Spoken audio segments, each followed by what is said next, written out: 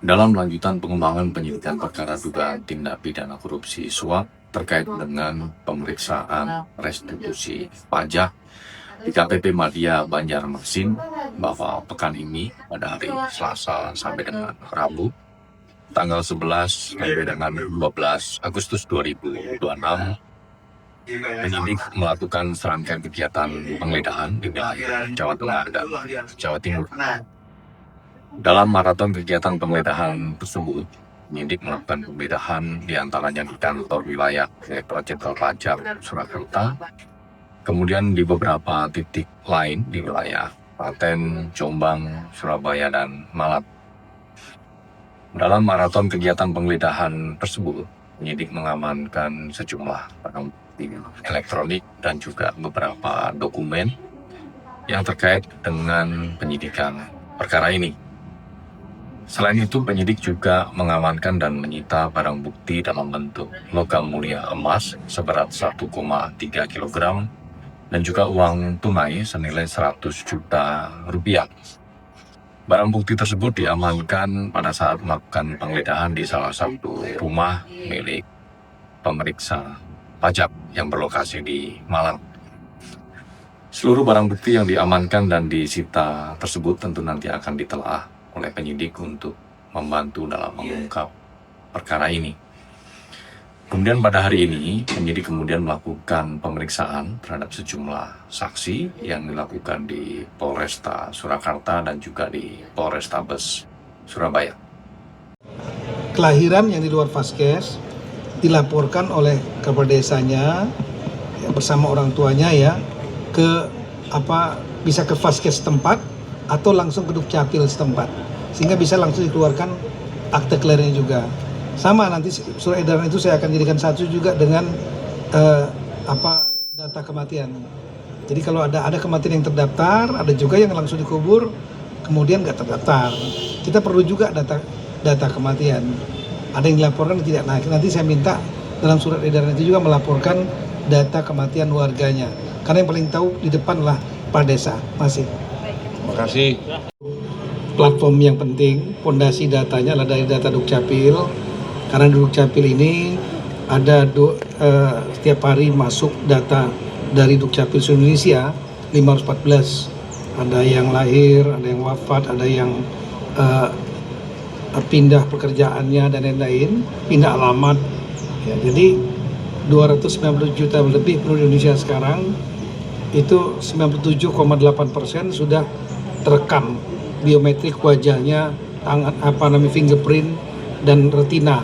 Nah, data ini tentu dapat dimanfaatkan oleh banyak pihak, terutama oleh pemerintah.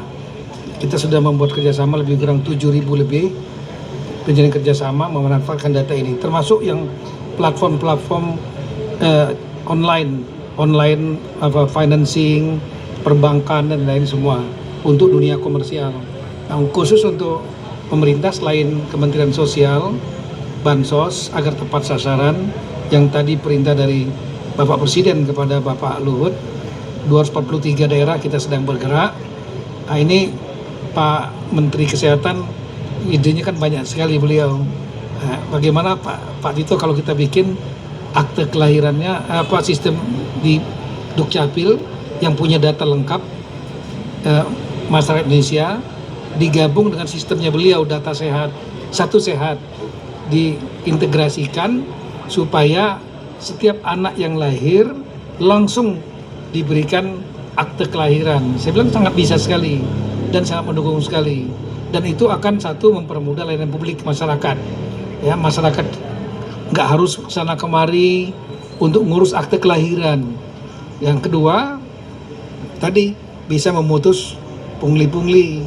Ya, karena biasanya kan akte kelahiran diurus nanti harus kesana kemari untuk bercepat mungkin ada sesuatu.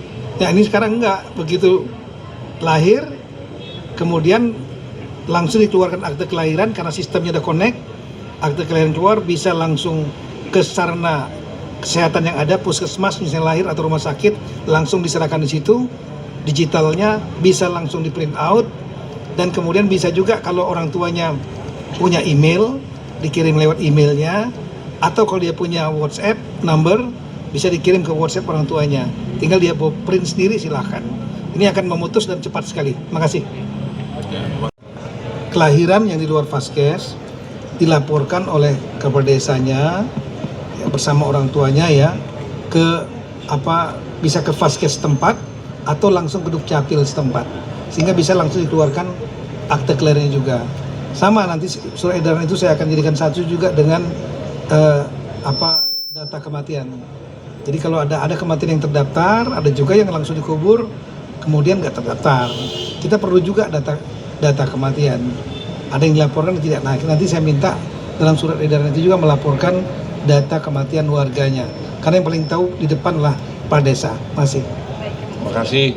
Ya, kalau ada ibu yang melahirkan anak-anak itu sekitar 4,8 juta setahun atau 13.000 per hari, kartu akte kelahirannya termasuk kartu keluarganya dan kartu ibu anaknya bisa langsung keluar secara digital, bisa di print out, bisa juga dikirim. Itu aja. Jadi terima kasih Pak Luhut, ini Pak Luhut sama yang sudah menginisiasi ini, dan terima kasih Pak Tito yang sudah membuka kerjasama dengan Kementerian Kesehatan mengintegrasi data Dukcapil. Mungkin dari saya pengantar demikian. Pak Luhut mungkin ada tambahan. Ya, dari saya sudah saya jelaskan tadi, kerjasama ini kami mulai sebenarnya sejak COVID, ya, sejak COVID dengan Pak Tito, dengan Pak Budi Sadikin. Jadi sekarang berkembang terus, dan arahan Presiden ya kita harus memanfaatkan teknologi, dan sekarang ya, dan ternyata setelah kita gunakan AI, prosesnya jauh lebih cepat dan jauh lebih akurat. Jadi saya sudah jelaskan tadi, bulan Oktober tahun ini akan di roll out oleh Presiden. Sekarang tadi Pak Tito sudah beritahu ada di 243 kabupaten sambil berjalan untuk tadi piloting.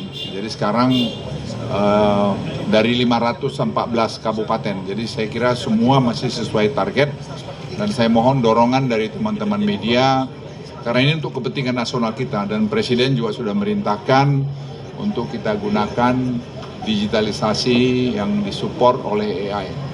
Saya kira itu aja. Pak Tito, silakan. Sementara itu, Kapolresta Banyumas mengaku telah berkoordinasi dengan Polda Metro Jaya terkait penyelidikan kematian orang dekat Febri Ardiansyah Sutrimo. Kapolresta Banyumas menyebut siap melakukan ekshumasi jika diperlukan Polda Metro Jaya.